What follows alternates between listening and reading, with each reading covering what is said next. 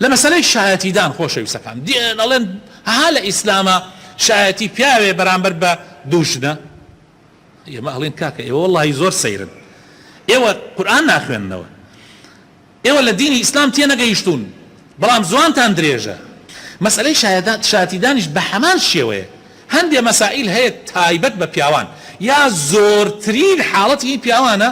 خوای تعالی لەو حاڵەتانە فەرموویەتی پیاو تایە شایەتی بدە ئەگەر پیاو نەبوو فەرموویەتی وەکو ناچاری دوو ئافرەت لە جێی پیاوێ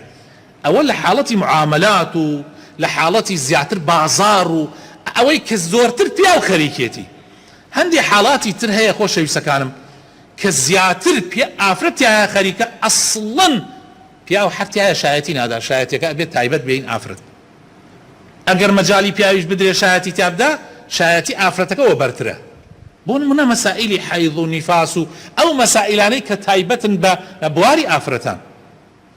عیددە و ئەوانە هەندێک مەسائیلی ترەیە خۆشەویستەکانم یەکسانە پیاو ئافرەتیایە لە شایەتیدانە بۆ نمونە بینینی مام خوای تعالی فەرمێ فەمەن شەهیدە منکم الشەهرە فەلیەصوم ئیتر نەیوتە ئەمە ئافرەت بێ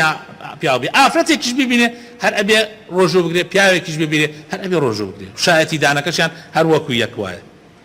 لە هەندێک مەسائیل تریش هەیە شایەتی دانی وەکو باسم کرد شایەتی دانی ئافرەتەوە بەرترە بۆ نمونە ئەگەر پیاوێک هات لە مەحکەمە شکاتی کردوتی من ژنەکەم خیانەتی لێم کردووە ئەمە هەیە لە شەریعەتی ئیسلامە پێوتە لیعان بابەتێکی گرنگە هاتوتی ژنەکەم بینیمە لەگەڵ پیاوێکی ترە خوا پەنامان بدە و پەنای هەمووتان بدە هەموو موسڵمانانش بدە حاڵەتی وایە لە شەریعەت لە مەحکەمە هەیە هات شکاتی کرد